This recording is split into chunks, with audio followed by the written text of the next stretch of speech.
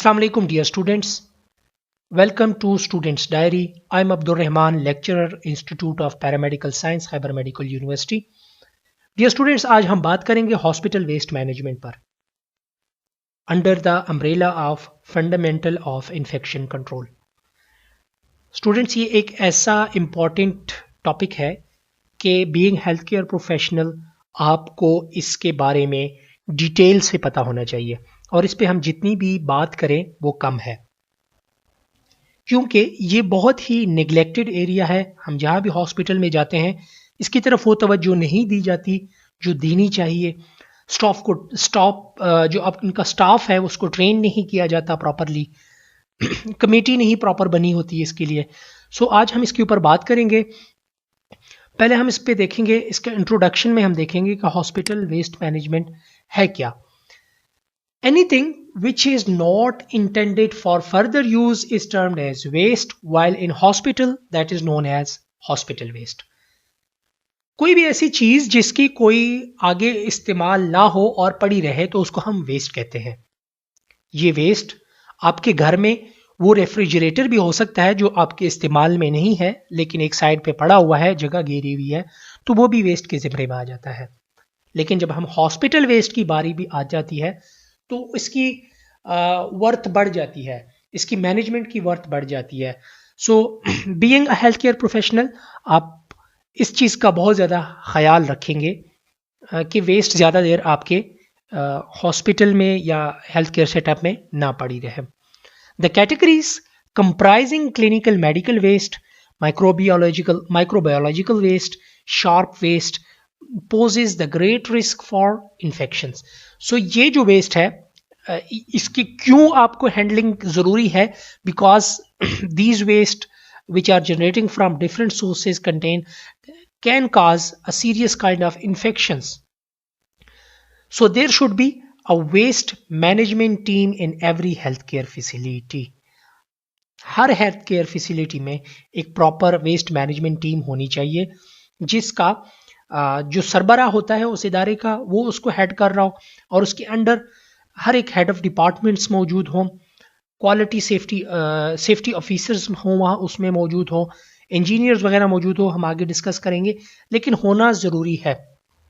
अब बात ये आ जाती है, अगर आप किसी हेल्थ केयर छोटे से हेल्थ केयर सेटअप में काम कर रहे हैं जहाँ आपके पास इतने ज़्यादा लोग नहीं है. फॉर एग्जाम्पल लेट से आपका कोई डेंटल क्लिनिक है जहाँ आप काम कर रहे हो, तो उसमें बेशक आप कमेटी नहीं बना सकते लेकिन आप लोगों की रिस्पॉन्सिबिलिटीज लगा देंगे इन रिटन कि वो डेली वेस्ट को देखेंगे और उसको प्रॉपर डिस्पोज ऑफ तक का प्रोसीजर होगा, रिटन डॉक्यूमेंट्स होगी जिसको फुलफिल किया जाएगा. रिमेंबर, जब तक आप किसी की रिस्पॉन्सिबिलिटी नहीं लगाएंगे तो हर बंदा कहेगा कि मेरा काम नहीं है, ये वो बंदा कर लेगा.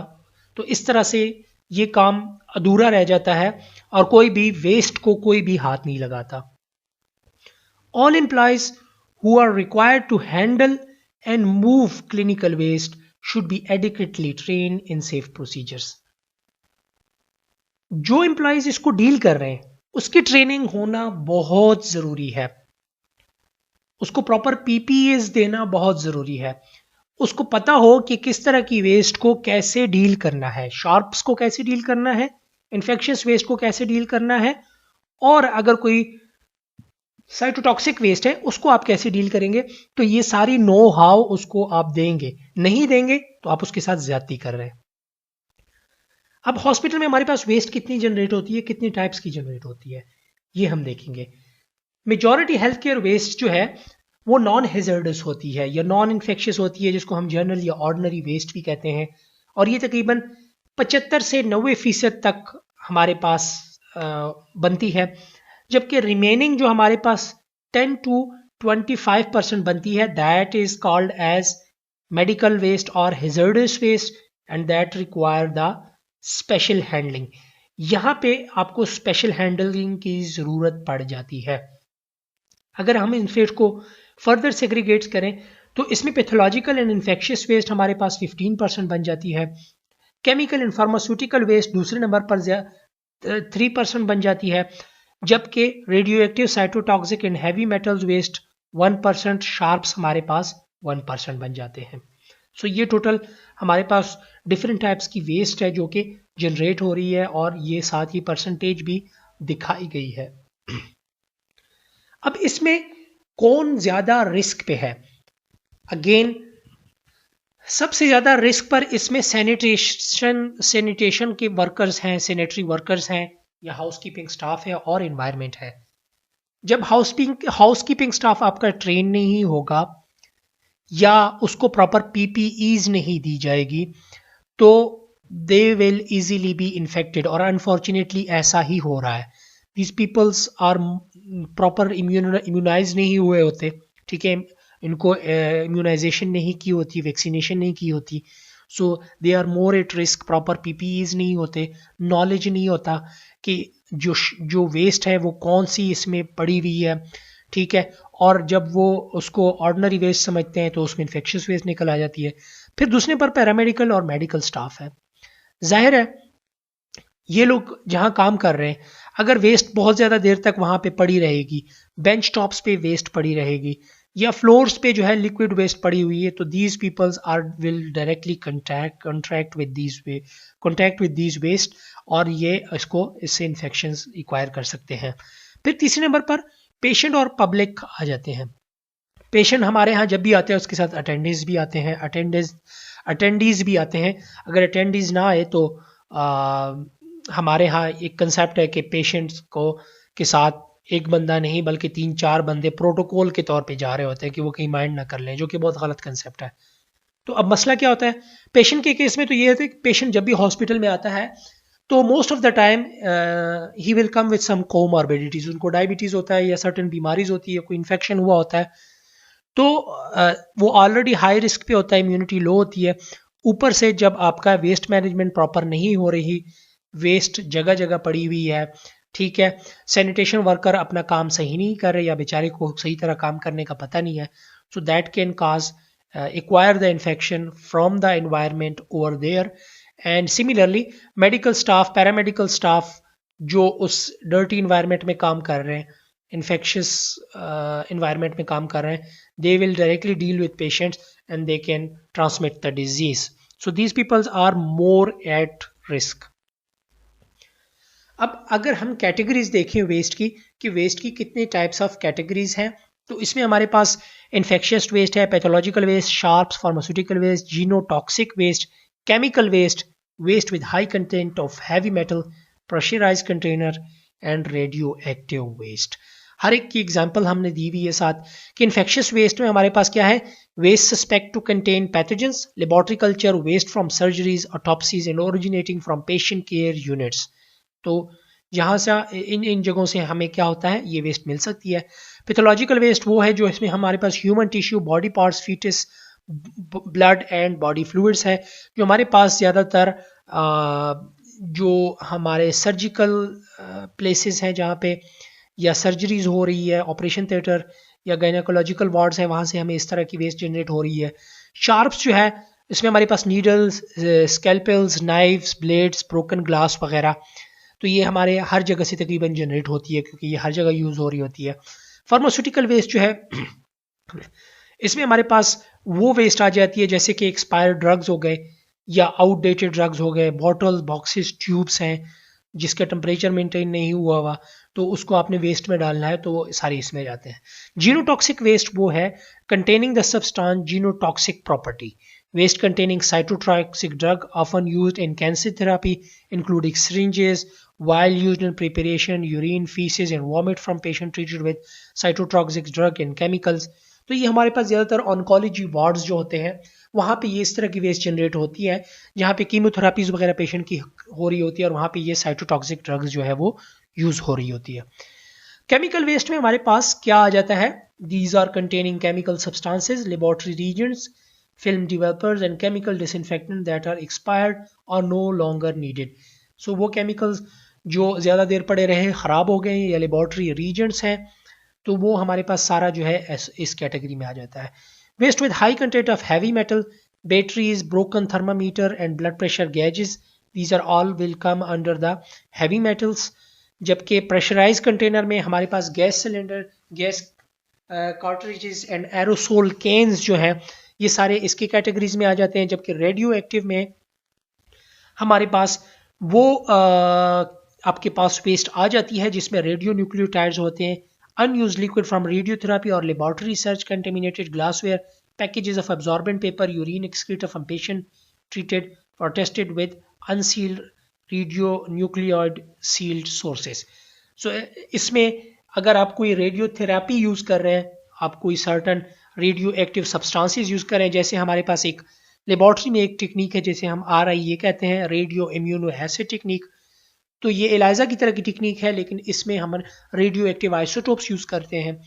अब वो आइसोटोप्स जब आप प्रोसीजर कर भी लें और वेस्ट में पड़ा भी रहे तो उसमें से रेडियो एक्टिव वेव्स निकलती हैं जो कि डेंजरस होती है। अब waste management hierarchy waste management hierarchy में क्या है कि आप को कैसे मैनेज कर सकते हैं, कौन सी लीस्ट प्रेफरेबल वेज हैं और कौन सी मोस्ट प्रेफरेबल ऑप्शंस आपके पास मौजूद है। लीस्ट प्रेफरेबल ऑप्शन में आपके पास है कि रिसाइकल करें आप वेस्ट को, फिर उसके बाद उसको रिकवर और फिर डिस्पोज ऑफ के ऑप्शन है। तो इसमें आपके पास टाइम लग जाता है, यानी आप वेस्ट को एक जगह से लेके जाओगे, फिर उसको आप एक दूसरी फैसिलिटी में ले जाओगे, वहां से रिसाइकल करोगे। सो रिमेंबर, वेस्ट को आप जितनी जगह घुमाओगे उतना ही वो सोर्स ऑफ इन्फेक्शन हो सकता है, ठीक है। जितनी जल्दी उसको डिस्पोज ऑफ करोगे, जितनी मिनिमम वेस्ट प्रोड्यूस होगी उतना ही वो फायदेमंद है। सो अब पहले तो बेस्ट मैनेजमेंट यही है कि आप वेस्ट को कम से कम प्रोड्यूस करें, ठीक है। उसके लिए कोई डिफरेंट वेज आप यूज करें, अल्टरनेटिव वेज यूज करें, अल्टरनेटिव टेक्नोलॉजीज यूज करें, लेकिन आप ये करें कि वेस्ट कम से कम प्रोड्यूस हो और जैसे जैसे प्रोड्यूस हो तो डेली की डेली वेस्ट वहां से उठाई जाए, ना कि वो पड़ी रहे। और फिर उसको आप क्या करें, रीयूज, कुछ सर्टेन चीज़ों को आप रीयूज कर सकते हैं, बजाय इसके कि नए नए आए और उसको डिस्पोज ऑफ करें। बल्कि आप जैसे ही आपने एक चीज़ को यूज़ किया तो उसको आप क्या करें, फ़ौरन ही ऑटोक्लेव में डाल दें और उसके बाद आप उसको दोबारा जल्दी से वो ले आए और वो क्लीन हो आपकी, बजाय इसके कि एक बार इन्फेक्ट हो गया और वो पड़ा रहे और बाद में जाके वो सोर्स ऑफ इन्फेक्शन बन जाए। सो मोस्ट प्रेफरेबल ऑप्शन आपके पास रिड्यूस एंड रीयूज है। Recycle, recover and disposal are the least preferable option. Hospital waste management के कुछ स्टेप्स हैं और ये स्टेप वाइज अगर आपने प्रॉपरली हॉस्पिटल में वेस्ट को मैनेज करना है, फॉलो करना जरूरी है। फर्स्ट ऑफ ऑल, आपके पास वेस्ट मैनेजमेंट कमेटी होनी चाहिए आपके हॉस्पिटल में। फिर वेस्ट जनरेशन कंट्रोल या मिनिमाइजिंग वेस्ट। दूसरा, आपका एक प्रोग्राम होना चाहिए कि वेस्ट को कम से कम किया जा सके और वेस्ट जहां से जनरेट हो रही है वो सोर्सेस कम से कम हो। वेस्ट सेग्रीगेशन और सेपरेशन, वेस्ट को सेग्रीगेट करना, यानी जो वेस्ट जहां की है वो वहीं पे जाए। ये ना हो कि शार्प जो है वो आपके ऑर्डिनरी वेस्ट में पड़े हुए हों और इन्फेक्शियस वेस्ट जो है वो शार्प्स में पड़ी हुई हो। तो इस तरह से बहुत ज़्यादा प्रॉब्लम्स क्रिएट हो जाती है, क्योंकि उसको प्रॉपर हैंडल करना या डिस्पोज ऑफ करने में फिर बहुत ज़्यादा मसला आएगा और फिर उसको हैंडल करते हुए जो आपके हाउसकीपिंग स्टाफ है वो इजीली जो है कंटेमिनेट हो सकते हैं या उनको कट्स वगैरह लग सकते हैं। अगर मुझसे कोई पूछता है कि इन सब स्टेप्स में सबसे इंपॉर्टेंट क्या है और किस पे, ऑल्दो के सारे इंपॉर्टेंट्स है, किसी एक में लूप होल्स आपके पूरे वेस्ट मैनेजमेंट सिस्टम को जो है वो बिगाड़ सकती है, लेकिन जो सबसे ज़्यादा फोकस होना चाहिए that should be on waste segregation, waste separation. इसके बगैर आपका सारा सिस्टम जो है वो ठप हो जाएगा। फिर उसके बाद बारी आ जाती है वेस्ट कलेक्शन की, कि वेस्ट आप कलेक्ट कैसे करोगे, ठीक है। उसके लिए भी एक प्रॉपर तरीकाकार है, कौन कौन से बैग्स वगैरह आप यूज़ करेंगे क्या। फिर वेस्ट स्टोरेज है कि वेस्ट कहाँ स्टोर होनी चाहिए, waste transportation, waste treatment and then the final disposal of waste, के वेस्ट को ठिकाने कहाँ लगाना चाहिए।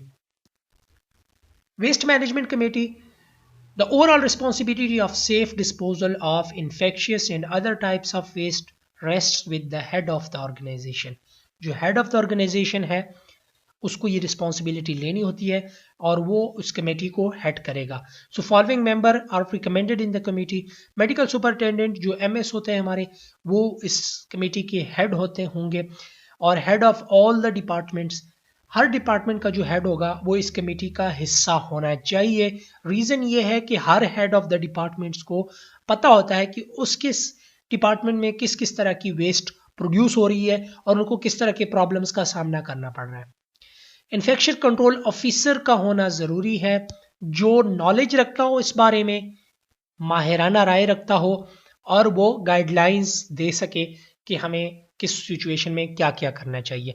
अनफॉर्चुनेटली हमारे यहाँ इसका कंसेप्ट बिल्कुल ही नहीं है। अब जाके जब ISO सर्टिफिकेशन का स्टार्ट हुआ है हमारे यहाँ, लैब्स ISO सर्टिफिकेशन पे जा रही है, तो उनको इन्फेक्शन कंट्रोल ऑफिसर्स का भी पोस्ट्स जो है वो अनाउंस होना शुरू हुई है। So that is very prime importance for a hospital setup कि उसमें इन्फेक्शन कंट्रोल ऑफिसर होना चाहिए।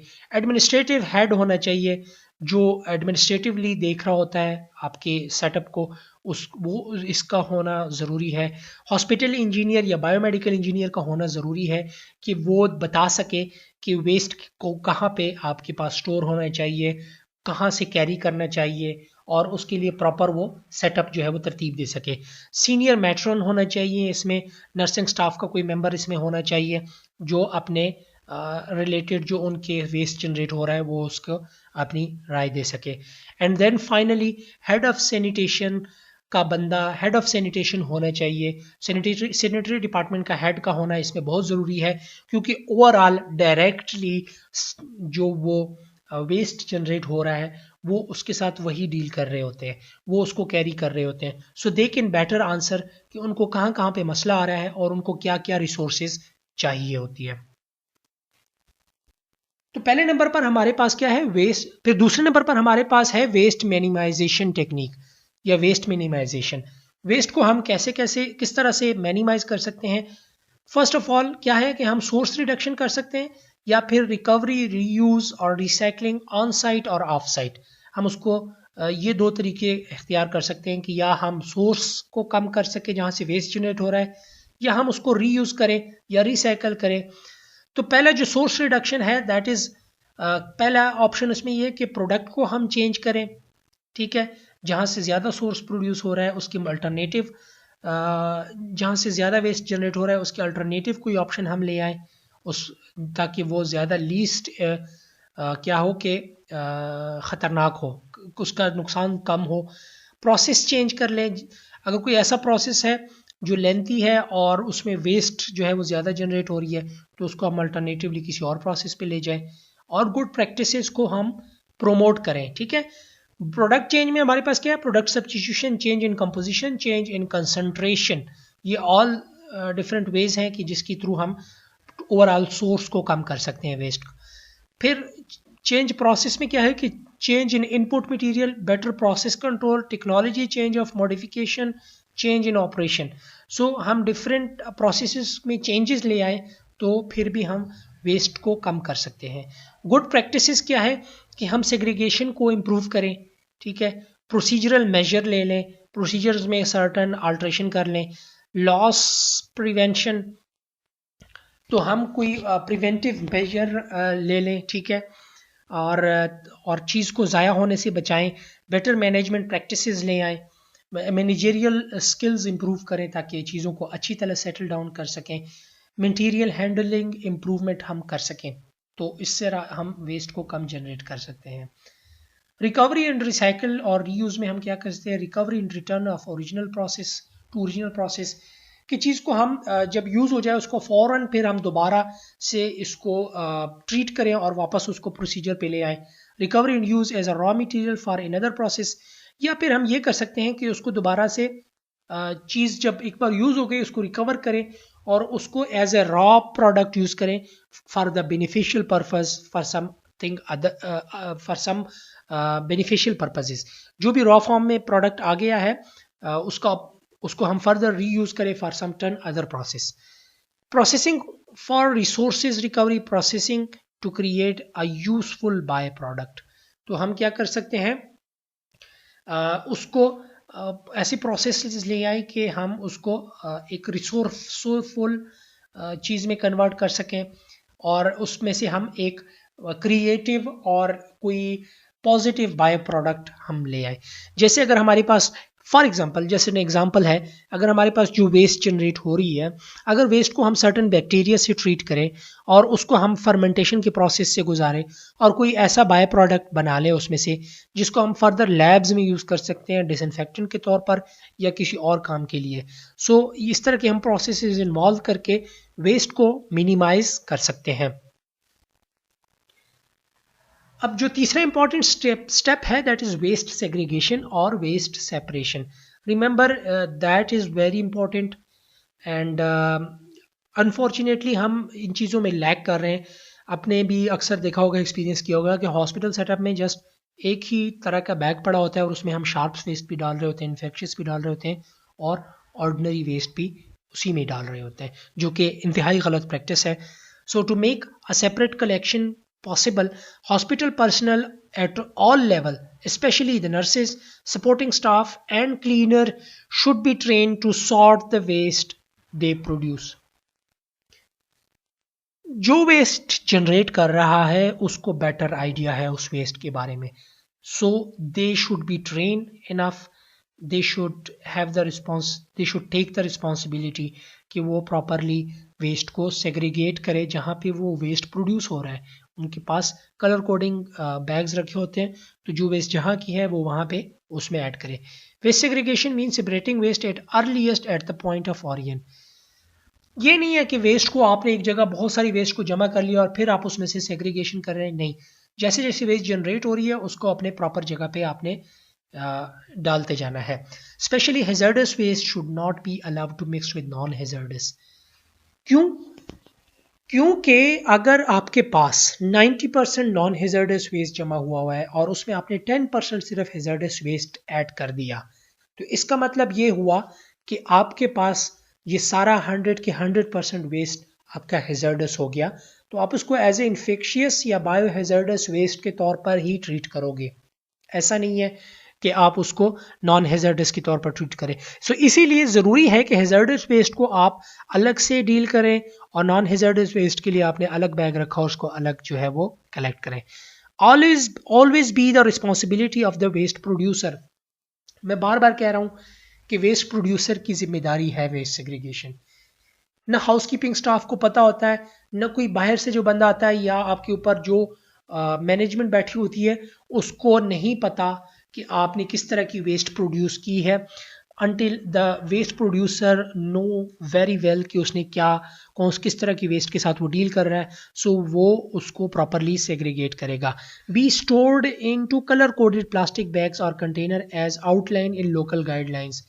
तो जो भी कलर कोडेड आपने प्लास्टिक्स या बैग्स वगैरह आप उसके लिए असाइन किए हैं, आपकी लोकल गाइडलाइंस डिफरेंट भी हो सकती है WHO से, वो अगर आपकी लिमिटेशंस है ड्यू टू रिसोर्सेज तो आप कर सकते हैं, लेकिन फिर आप उस पर अमल दरामद करेंगे जो आपने जो कलर कोड आपने जिस वेस्ट के लिए असाइन किया है, तो आप उसको एज इट इज अप्लाई करोगे।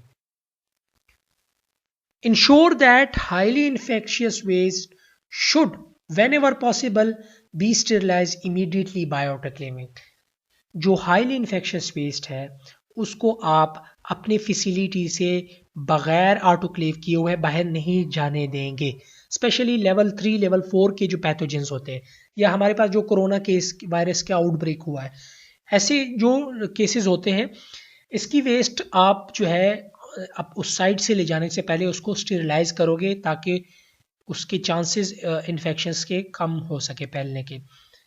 नॉर्मली आपके पास हॉस्पिटल के अंदर इंसिनरेटर बहुत से छोटे हॉस्पिटल में मौजूद नहीं होता, तो उन्होंने MOU साइन किया होता है, किसी और बड़े हॉस्पिटल में इंसिनरेशन के लिए लेके जाना होता है और उसके लिए प्रॉपर एक गाड़ी आती है और वो उसको कैरी करता है। तो ऑफकोर्स जब भी आप उसको वहाँ लेके जाएंगे उससे पहले आपने ऑटोक्लेव करना है। बेशक उसको बाद में इंसिनरेट हो तो, लेकिन इसके लिए पहले ऑटोक्लेव करना ज़रूरी है। Pack large quantities of chemical waste in chemical resistant container and send to specialized treatment facility if available. The identity of the chemicals, the name should be clearly marked on the containers. जो आप chemical waste है या जो भी अगर infectious waste भी है तो वो रेजिस्टेंट हो, जिस केमिकल को आप जिस वेस्ट बैग में या कंटेनर में लेके जा रहे हैं वो उस केमिकल के लिए रेजिस्टेंट हो, ना कि वो उसमें से बाहर आए, लीक कर जाए और वो सारे एरिया को इन्फेक्ट कर सकें, कर लें। तो ऐसा नहीं होना चाहिए। आपके पास लीक प्रूफ, पंक्चर प्रूफ और केमिकल रेजिस्टेंट जो है वो बैग्स या कंटेनर होनी चाहिए। फिर ऐसा भी नहीं है कि आप उसको बस पैक कर लिया और उसको आपने गाड़ी में डाल दिया कि ये आप इंसिनरेशन में ले जाए।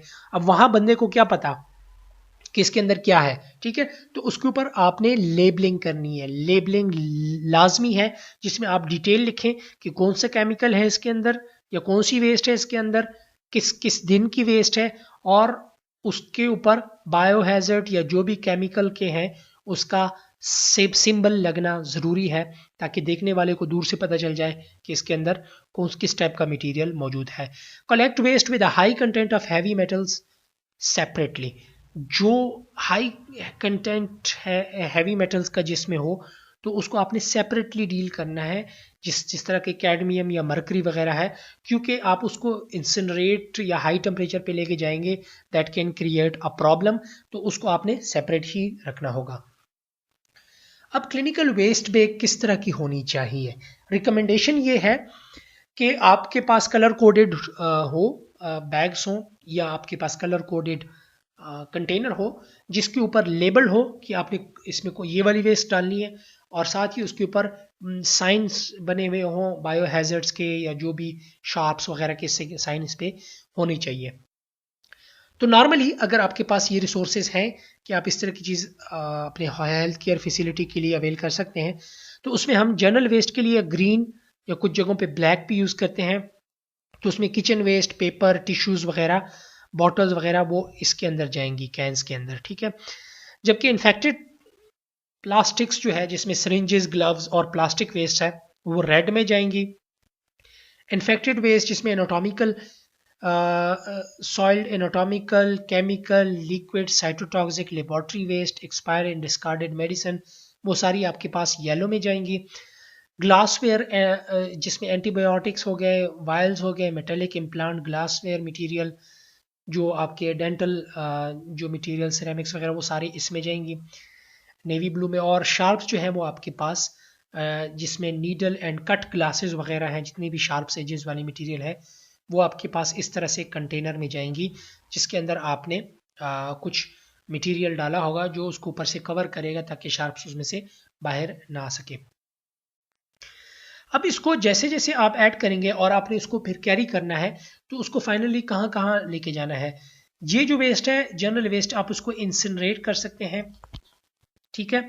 ये आप इंसिनरेट करेंगे। इंसिनरेशन के बाद आप सिक्योरली लैंड फिलिंग, वही गड्ढा खोद देंगे और उसमें डिस्पोज ऑफ कर लेंगे। इन्फेक्टेड वेस्ट जो है अगेन आप उसको ऑटोक्लेव करोगे और फिर इंसिनरेशन करोगे, और उसके बाद secure land filling. Infected waste again आप ऑटोक्लेव करोगे और डीप बरियल की तरफ लेके जाओगे। ग्लासवेयर्स जो हैं वो आप रिसाइकल कर सकते हैं, लेकिन उससे पहले आप उसको ऑटोक्लेव करोगे, क्योंकि देयर इज पॉसिबिलिटी कि उसको उसमें इन्फेक्टेड मटेरियल के साथ डील हो गई हो। और उसके अलावा शार्प्स जो हैं, शार्प्स को आप ऑटोक्लेव करोगे। अगेन शार्प्स मोस्टली यूज़ होती है जैसे आपके पास नीडल्स हो गए या आपके पास स्लाइड्स, ग्लास स्लाइड्स वगैरह हो गए, तो वो उस पर कुछ ना कुछ ब्लड्स या सीरम या कोई ह्यूमन फ्लूइड्स लगे होते हैं, तो उसको आप पहले ऑटोक्लेव करोगे और उसके बाद आप उसको शार्प को किसी एक घड़ा खोद के उसमें आप उसको दबा लोगे, ठीक है। और उसके भी एक तरीका कार है कि वो आप कैसे जगह का इंतखाब क्या करोगे और उसके किन किन चीज़ों का ख्याल रखोगे, तो वो भी मैं आगे डिस्कस करूँगा। और इसके लिए आपके पास एक कॉमन ट्रीटमेंट फैसिलिटी होनी चाहिए जहाँ पे ये वेस्ट आप ले जाके इसको ट्रीट करोगे, यानी ऑटोक्लेव है या कोई सर्टन डिसइंफेक्टेंट है जिस पे आप अप्लाई करोगे। अब बारी आ जाती है वेस्ट कलेक्शन के बारे में। Waste collection should be collected daily and transported to the designated central storage site. Waste आपने डेली की डेली उठानी है। ये नहीं है कि एक हफ्ते की वेस्ट पड़ी हुई है। जितनी अरसे तक वेस्ट पड़ी होगी उतना ही वो आपके लिए हैजर्डस हो सकती है। और आपका जो भी ट्रांसपोर्ट स्टोरेज साइट है लोकल हॉस्पिटल या आपके वार्ड में, वहाँ पे आप लेके जाएंगे उसको। Waste bag should be tightly closed और sealed and in no case more than 3/4 full। जो भी आपका वेस्ट बैग है, ये ऐसा नहीं है कि आप उसको ऊपर तक फुल कर लो और फिर उसमें से ओवरफ्लो कर रहे हो, या बेचारा जो बंदा उसको कैरी कर रहा होता है स्टोरेज साइट की तरफ, और वो उसमें से वो बार बार उसमें से चीज़ें गिर रही हो या लीक कर गई हो। तो बैग को आपने 3/4 यानी 4 में से 3 हिस्से फुल करना है, और उसके बाद उसको प्रॉपरली आपने सील कर देना है, उसको टाई कर देना है। उसका एक प्रॉपर तरीका है जो मैं इंशाल्लाह नेक्स्ट किसी वीडियो में आपको शेयर करूंगा। All accident and incident involving clinical waste, particularly those resulting in injury or of contamination of handler, must be reported। कोई भी एक्सीडेंट है, कोई भी इंसिडेंट है, या कोई भी नियर मिस है, यानी कुछ हुआ नहीं है लेकिन बाल बाल बच गए, उसको हम कहते हैं नियर मिस। तो ये जो है वो आपने जो क्लिनिकल वेस्ट से रिलेटेड ऐसी कोई भी बात होती है वो आपने क्या करना है, उसको रिपोर्ट करना बहुत ज़रूरी है।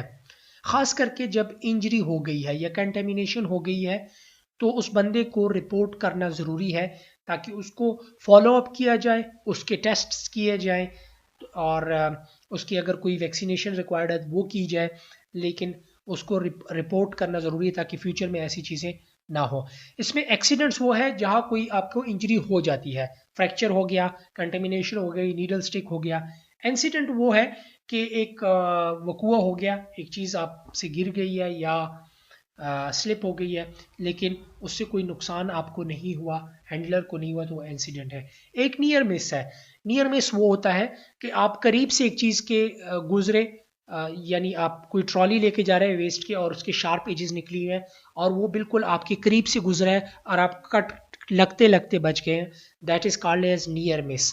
तो उस नियर मिस को भी आपने इग्नोर नहीं करना, रिपोर्ट करना है ताकि नेक्स्ट टाइम उसका सद्देबाब हो जाए और वो दोबारा किसी को मसला ना बने। Staff who regularly have to handle, transfer, transport और incinerate clinical waste container must be provided with appropriate PPE, personal protective equipments बहुत ज़रूरी है। यानी जो स्टाफ हैंडल कर रहा है, ट्रांसफ़र कर रहा है या इंसिनरेट कर रहा है, किसी भी तरीके से वेस्ट के साथ डीलिंग हो रही है उसकी, उसको आपने रिसोर्सेज प्रोवाइड करने हैं, उसको पर्सनल प्रोटेक्टिव इक्विपमेंट्स देने ज़रूरी है। और वो पर्सनल प्रोटेक्टिव इक्विपमेंट्स जो रिकमेंडेड है, कम से कम ये है कि उसके पास उसने थिक बूट्स, जो लॉन्ग बूट्स हैं वो पहने हुए हों, ठीक है, ताकि कोई शार्प एजेस या लिक्विड ऑन द फ्लोर हो तो वो उससे कंटेमिनेशन ना हो। ट्राउजर्स उसने पहना हुआ हो और साथ प्लास्टिक एप्रॉन हो जो वाटर रेजिस्टेंट हो, जहाँ पे वाटर जो है वो उसमें अब्जॉर्ब ना हो, ठीक है। लॉन्ग स्लीव शर्ट्स हो, मास्क इसने पहना हुआ हो, again mask will be depend on the, if it's kind of pandemic situation तो N95 मास्क होना चाहिए, ठीक है। और थिक ग्लव्स हो, क्योंकि वो हाथ से अगर कोई वेस्ट उठा रहा है तो वो पंक्चर प्रूफ हो ग्लव्स, ठीक है, और उसमें कोई शार्प चीज़ जो है उसके अंदर पेनिट्रेट ना कर सके, इतनी थिक होनी चाहिए, ठीक है। और ज़रूरत पड़ने पर वाइज़र का होना भी ज़रूरी है, जिसे हम फेस शील्ड कहते हैं, ताकि अगर कोई हैंडल करते हुए कोई छींटें निकलती हैं उसमें से तो वो उसकी आंखों में ना जाए। सो आप अपने स्टाफ को रिसोर्सेज प्रोवाइड लाजमी करेंगे, इसके बगैर मुश्किल है, आप उस SOPs को एज इट इज़ या प्रॉपरली इम्प्लीमेंट नहीं कर सकते। फिर अब बारी आ जाती है वेस्ट स्टोरेज की, ठीक है। वेस्ट सेग्रीगेट हो गया, ठीक है, वेस्ट कलेक्ट हो गया, अब वेस्ट को आपने स्टोर करना है। स्टोर करने के लिए आपको किन चीज़ों का ख्याल रखना चाहिए? A storage location should be designated inside the facility and sized according to the need.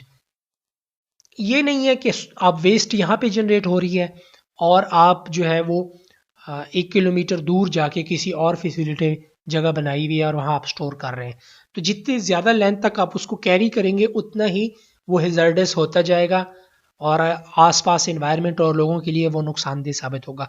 तो लोकेशन जो है उसका उसी जगह के करीब होनी चाहिए आपकी कोई, और अकॉर्डिंग टू नीड उसका साइज होना चाहिए जहां आपने वेस्ट को स्टोर करना है।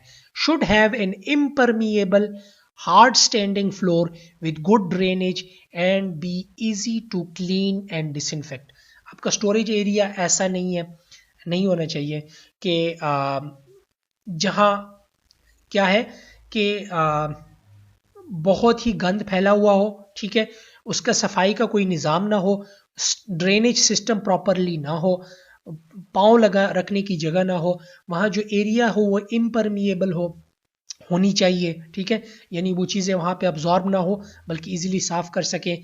हार्ड स्टैंडिंग फ्लोर हो, कोई अब्जॉर्बिंग मटेरियल इस तरह ना हो कि ज़्यादा देर तक कोई अगर स्पिल हो जाता है और वो वहाँ पे पड़ा रहे। ड्रेनेज सिस्टम बहुत अच्छा होना चाहिए ताकि सफाई में आसानी हो और वो एरिया इजीली क्लीन हो सके, डिसइंफेक्ट हो सके। Should be possible to lock the store to prevent access by unauthorised person.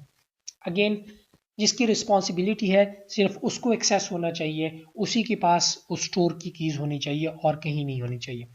Easy access for waste collection vehicle is essential. अब अगर आपने स्टोरेज किया हुआ है, डेली का डेली आप वेस्ट स्टोर कर रहे हैं और फिर उसके बाद इंसिनरेशन के लिए वहाँ गाड़ी आती है, तो आपका स्टोर की ऐसी जगह पे होना चाहिए जहाँ पे वेस्ट कलेक्शन के लिए व्हीकल्स का आना आसान हो। ये ना हो कि आप फिर व्हीकल्स आपने दूर कहीं खड़ी की और फिर आप हाथ में लेके जा रहे हो, तो अगेन चांसेस बढ़ जाते हैं इन्फेक्शन के। The storage area should be inaccessible to animals, insect and birds. That is very important. कोई ऐसे रोशनदान वगैरह खुले नहीं होने चाहिए जहाँ से बर्ड्स आके उसको कैरी कर सके एक जगह से, इन्फेक्टेड मटेरियल उठा के, पता चले कोई इन्फेक्टेड ह्यूमन पार्ट्स जो है वहाँ से वो कैरी करके बर्ड्स लेके जा रहे हैं, या जो उसमें कैट्स वगैरह डॉग्स वगैरह आके उस वेस्ट में जो है वो मौजूद होते हैं और वहाँ वहाँ से उसमें खुराक की तलाश में आते हैं, तो that should not be accessible to animals, insects और bird that can result in transmit the disease from the storage area to the environment, to the general public or population. Should not be situated in proximity of fresh food stores or food preparation area. ये नहीं है कि आपके hospital की canteen के साथ वाला आपका स्टोर मौजूद हो जहाँ पे वेस्ट कलेक्ट हो रहा हो, और बहुत सी जगहों पे ऐसा देखा भी गया है, इन चीज़ों का ख्याल नहीं रखा जाता। जो आपका वेस्ट है, हॉस्पिटल वेस्ट है, वो कहीं भी आपके ड्रिंकिंग वाटर या आपकी फूड सोर्सेज के करीब नहीं होना चाहिए। Storage time should not exceed 24 to 48 hours. बरसों बरस मतलब ऐसा नहीं होना चाहिए कि बरसों तक ही पड़ा रहे एक चीज़। ये कभी स्टोर रूम था और अभी तक उसमें वेस्ट पड़ा हुआ है और वो सामने वाला वेस्ट वो गाड़ी वाला आके उठा लेता है, पिछले वेस्ट जो है वो 2 हफ्ते का पड़ा हुआ है। ऐसा नहीं होना चाहिए। 24 या 48 के घंटे से ज़्यादा आपकी वेस्ट की टाइमिंग एक्सीड नहीं होनी चाहिए, ठीक है। उस पर प्रॉपर लेबल होनी चाहिए, चेक एंड बैलेंस हो कि जो वेस्ट आज आई है तो वो 24 घंटे के अंदर अंदर वहाँ से उठाई जाए। There should be good lighting and at least passive ventilation. Lighting की फैसिलिटीज़ अच्छी होनी चाहिए ताकि काम करने में और वहाँ वेस्ट जो है वहाँ से ले जाने में आसानी हो, और एटलीस्ट इनडायरेक्ट आपके पास कोई वेंटिलेशन का सिस्टम वहाँ पे मौजूद हो ताकि वहाँ पे वो फ्यूम्स जो है वो डेंजरस किस्म के वो वहाँ पे प्रोड्यूस ना हो। PP and disinfectant should be available near to storage area. जो क्लीनिंग पर्पसेस के लिए आप जो भी डिसइंफेक्टेंट यूज़ कर रहे हो स्टोरेज में, स्टोरेज एरिया में, या अगर खुदा न खास्ता आपसे कहीं पे स्पिल भी हो जाता है तो उसके लिए आपके पास डिसइंफेक्टेंट करीब ही एरिया में मौजूद हो और उससे रिलेटेड पीपीईज भी उधर पास ही मौजूद होने चाहिए। वेस्ट ट्रांसपोर्टेशन, अगेन यह भी बहुत ज़्यादा इम्पॉर्टेंट है कि आपने वेस्ट स्टोर कर लिया है, या आप जो लोकल अपने हर वार्ड में एक छोटा सा स्टोरेज रूम बनाया है जहाँ डेली आप उस वार्ड का वेस्ट रखते हैं, फिर आप बंदा आता है ट्रॉली लेके और वो वेस्ट जो है वो लेके जाता है, तो इस दौरान वो क्या क्या मिस्टेक्स कर सकता है उसको आपने कैसे अवॉइड करना है। First of all, on site transportation of health care waste should be by means of wheel trolleys. इस तरह की व्हील ट्रॉलीज होनी चाहिए जिसको कैरी करने में आसानी हो, ठीक है। कंटेनर्स और carts that are not used for any other purpose, ये जो ट्रॉलीज हैं या कंटेनर्स हैं जो आप यूज करेंगे वेस्ट के लिए, ये किसी और पर्पस के लिए यूज नहीं होनी चाहिए। ये ना हो कि यही ट्रॉली आप बाद में पेशेंट की डीलिंग के लिए यूज कर रहे हो, ठीक है, या इवन उसमें कोई खाने पीने की चीजें कैरी कर रहे हो, तो ये हरगिज नहीं होना चाहिए।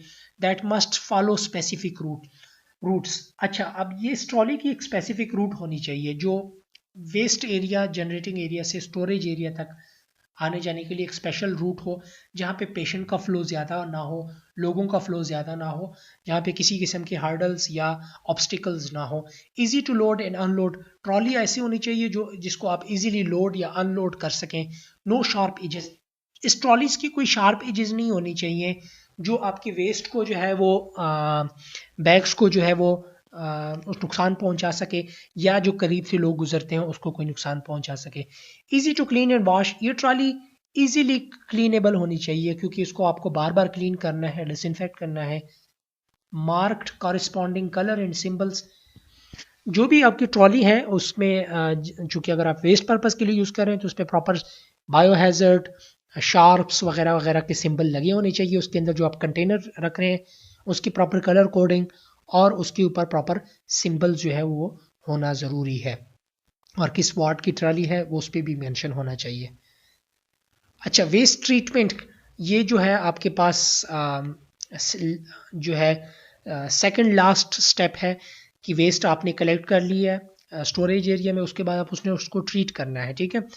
Each healthcare facility should identify a method for the treatment and disposal of hazardous waste according to the national and local guidelines. जो आपके पास डॉक्यूमेंटेड प्रूफ होनी चाहिए कि आप कौन कौन से तरीके का यूज़ कर रहे हैं वेस्ट को ट्रीट करने के लिए या उसको डिस्पोज ऑफ करने के लिए, स्पेशली हैजर्डस वेस्ट के लिए या शार्प वेस्ट के लिए आपने कौन से मेथड यूज़ कर रहे हैं। और वो मेथड जो है वो आपके कोई वैलिड मेथड होने चाहिए जो नेशनल या कम से कम आपके लोकल गाइडलाइंस को वो फॉलो करते हो।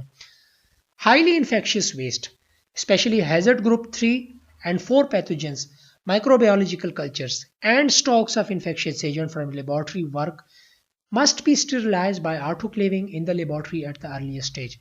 तो ये जो इन्फेक्शियस हाईली इन्फेक्शियस आपके पास पैथोजेंस हैं जो लेवल 3 या लेवल 4 के हैं, या माइक्रोबियोलॉजिकल कल्चर्स हैं जिसमें आपके पास लाइव बैक्टीरिया होता है, तो उसको आपने ऑन स्पॉट जो है आपके पास ऑटोक्लेव होना चाहिए, उसको शॉपर में बंद किया, उसको स्टेरिलाइज किया और फिर उसके बाद आपने उसको ट्रॉली में डाला और जहां पे आपने उसको इंसिनरेट करना है वहां ले गए।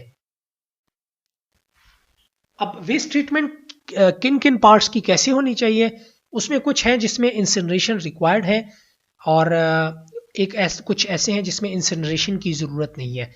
रिमेंबर, इंसिनरेशन मैं आपको रिमाइंड करवाता जाऊं, इंसिनरेशन एक प्रॉपर प्रोसीजर है जिसमें आप टेम्परेचर 1800 प्लस में ले जाते हैं और उसमें जो भी आपका वेस्ट होता है प्रॉपरली बैग्स में बंद होता है वो उसमें डालते हैं और उसको बर्न करते हैं, ठीक है। इसको इंसिनरेशन के लिए आपको इंटरनेशनल प्रोटोकॉल्स को फॉलो करना होता है और इन्वायरमेंटल प्रोटेक्शन की जो आपका वजारत होती है उससे इजाज़त लेनी होती है इंसिनरेटर इंस्टॉल करने के लिए। सो जो पार्ट्स जिसके लिए इंसिनरेटर रिक्वायर है उसमें anatomical parts and animal care cases हैं, साइटोटॉक्सिक ड्रग्स और residues of outdated drugs, toxic laboratory chemical other than mercury, यानी हैवी मेटल्स जितने भी हैं उसको छोड़ के आपने बाकी जो भी केमिकल्स हैं, पेशेंट कंटेमिनेटेड नॉन प्लास्टिक्स, जो पेशेंट्स के कंटेमिनेटेड आइटम्स हैं जो नॉन प्लास्टिक है वो उसको करना है, और नॉन क्लोरीनेटेड प्लास्टिक्स जो है वो प्लास्टिक जिसमें क्लोरीन नहीं है उसको आप क्या है इन सब चीज़ों को आप इंसिनरेट कर सकते हैं, बल्कि इंसिनरेट करना ज़रूरी है। should not be incinerated chlorinated plastic because you will incinerate it, that will result in release of chlorine gas into the environment, which is not a good thing. Volatile toxic waste such as mercury, जो volatile material है और toxic है, should not be released into the environment. In case of incineration, that will be released in environment. That's why incineration is not recommended for that purpose. Plastic, non-plastic contaminated with blood and body fluid secretion and excretion and infectious laboratory waste. तो वो जो plastics है जो जिसमें आप laboratory waste वगैरह जो है वो कलेक्ट करते हैं उसको भी आपने इंसिनरेट नहीं करना। इसके अलावा अगर आपने उसको फिर क्या करना है, अगर आपने उसको इंसिनरेट नहीं करना तो उसके लिए फिर ये है कि आप उसको ऑटोक्लेव करें और उसके बाद आप उसको डिस्पोज ऑफ करें। इंसिनरेशन का भी, इंसिनरेशन के बाद भी जो आपके पास उसके बाद जो मटेरियल उसका निकल के आता है that should also be disposed of into a certain facility. उसका एक तरीकाकार है, प्रोसेस से गुजारना है उसको डिस्पोज ऑफ करने के लिए है। तो उसके लिए आप एक गड़ा सा खोद देते हैं और उस पर आप उसको दफना देते हैं या दबा देते हैं। शार्प्स शुड वेस्ट और शार्प डिस्पोजल आपने कैसी करनी है? Sharp should undergo incineration when ever possible. तो शार्प्स को आपने इंसिनरेट करना है अनटिल अनलेस अगर उसकी कोई ऐसे शार्प्स नहीं है जिससे प्रॉब्लम्स क्रिएट होती है। When a container is 3/4 full, a material such as cement, mortar, bituminous sand, plastic foam or clay is poured until the container is filled. So ये बात हो रही है शार्प्स की। तो शार्प्स जिस कंटेनर में आप लेंगे तो उसको जब आप 3/4 फुल कर लें, यानी चार में से 3 हिस्से फुल हो जाए, तो ऊपर आपने सीमेंट डाल देना है या सैंड डाल देना है या प्लास्टिक फोम या सर्टन आपने क्ले डाल देना है और उसको फिल कर देना है ताकि कोई एजेस उसमें से बाहर ना आ सके। After the medium has dried the container are sealed and dispose of in landfill sites. तो जब वो मीडियम ड्राई हो जाए, जब ये सारा ऊपर आप तह लगा लेते हैं, तो उसको आप क्या कर लोगे? सील कर लोगे और डिस्पोज ऑफ कर लोगे। और जहाँ भी आपने गड्ढा खोदा हुआ है, एक तरीका कार है कि आप उस एरिया का विजिट करो और वो ऐसा एरिया हो जिसमें पानी जो अंडरग्राउंड वाटर हो उससे तकरीबन एक ख़ास डिस्टेंस पे हो वो गड्ढा, ठीक है। और सेकेंडली ये हो कि आपका ये जो गड्ढा जो है वो तकरीबन 1.5 मीटर या उससे ज़्यादा जो है वो अंडरग्राउंड वाटर से दूर होना चाहिए और वो फ्लडिंग एरिया नहीं होना चाहिए और गहराई पे नहीं होना चाहिए जहाँ पे पानी ज़्यादा खड़ा हो सके। तो इन तरह की चीज़ों का ख्याल रखना है जब आपने उसको लैंड फिल साइट्स पे लेके जाना है और डिस्पोज ऑफ करना है। आफ्टर इंसरेशन और other disinfection the residues can be dispose of in a pit. एक गड्ढा खोदेंगे इंसनरेशन के बाद या डिसइंफेक्शन के बाद, फिर भी वो भी आपने उस गड्ढे में डालना है। Such a pit can be dug and lined with brick. तो आप इसको खोदने के बाद उसके अंदर आप सर्टन उसमें ईंटें वगैरह लगाओगे या सीमेंट वगैरह या कंक्रीट की एक रिंग बना लोगे और फिर उसमें आप ये चीज़ें डिस्पोज ऑफ करोगे। Burial should be 2 to 3 metre deep. तो ये जो है आपके पास जो भी आप उसके लिए बरियल साइट बनाओगे या गड्ढा खोदोगे वो 2 से 3 मीटर डीप होना चाहिए और 1.5 metre above the ground water level, ground water level से 1.5 मीटर हाइट पे होना चाहिए। When the pit is full it can be sealed completely. जब वो भर जाए तो उसको आपने कम्प्लीटली सील करना है, लेकिन उससे पहले आपने एक और गड्ढा खोद देना है ताकि नेक्स्ट आपके पास जो वेस्ट आएगी ताकि वो उसमें जाए। अब are we not responsible for such kind of situation being a health care worker? क्योंकि हमने ये वेस्ट जनरेट किए, हमने उसको फॉलो थ्रू नहीं किया कि हाउसकीपिंग स्टाफ उसके साथ क्या कर रहा है, ठीक है, या आया उसके लिए कोई टीम है उसको डिस्पोज ऑफ करने के लिए। These are real time pictures which has been taken from different sites outside the hospital area. तो उसमें आपको देख नज़र आ रही होंगी इस तरह की सिरिंजेस, लैब के जो आपके पास है एडीटीए बॉटल्स है जिसमें ब्लड मौजूद है, ठीक है। अब ये सिरिंजेस जो है वो जो कूड़ा उठाने वाले होते हैं उसको ले जाते हैं और उसको रिसाइकल कर लेते हैं। सिमिलरली ये बॉटल्स भी जो उसके लिए ब्लड के लिए यूज़ हो रही है ये भी रिसाइकल हो जाती है। और दूसरे पिक्चर में आप देख सकते हैं कि ये व्हील चेयर जो पेशेंट के लिए यूज़ हो रही होती है उसको उन्होंने किसके लिए यूज़ कर रहे हैं? ट्रांसपोर्टेशन के लिए। ट्रॉली का काम इसमें से लिया जा रहा है और वेस्ट जो इसमें मौजूद है वो भी प्रॉपरली पैक नहीं है, सील नहीं है किसी बैग में। और मज़े की बात यह है कि ये इन्फेक्शियस वेस्ट भी है, शार्प्स भी हैं, प्लास्टिक्स भी हैं, सारा कुछ इसमें मिक्स हुआ हुआ है। होगा यूँ, नेक्स्ट पेशेंट आएगा, जब ये वेस्ट को उसमें से पहुंचा देंगे, contaminated trolley, contaminated wheel chair होगी और फिर जब पेशेंट आएगा पेशेंट को इसमें बिठा दिया जाएगा और वो जहाँ जहाँ जाएगा वो इन्फेक्शियस जो बायोहैजर्डस या इन्फेक्शियस सब्सटेंसेस है या पैथोजेंस है वो साथ कैरी करेगा। पेशेंट बेचारा खुद से भी इम्यूनो कम्प्रोमाइज होता है। तो इसके लिए सबके लिए कौन रिस्पॉन्सिबल है? We will be, health care professional will be responsible इस चीज़ के लिए, क्योंकि हमें इस चीज़ का नॉलेज है, हमें इस चीज़ का पढ़ाया गया है और हम इसका केयर नहीं करेंगे तो वी आर द कल्प्रिट। और हमने इस दुनिया में तो इसका हिसाब शायद दें या ना दें, आखिरत में इसका हिसाब हमने देना है कि जानते बूझते हुए भी हमने इसको करने दिया। लेट्स चेंज दिस कल्चर, ठीक है, ये कल्चर हमने चेंज करना है। मैंने खुद से शुरू करना है, मैंने अपने कोलीग्स को बताना है।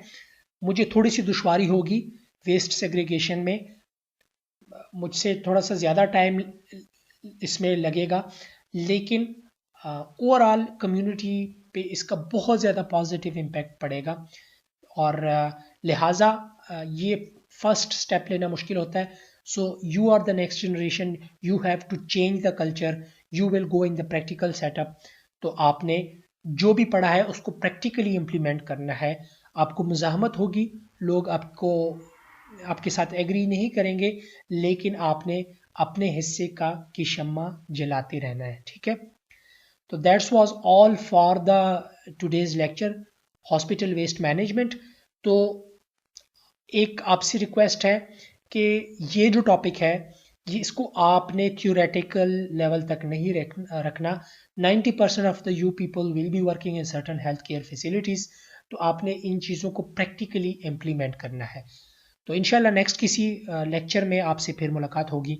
अल्लाह हाफिज़।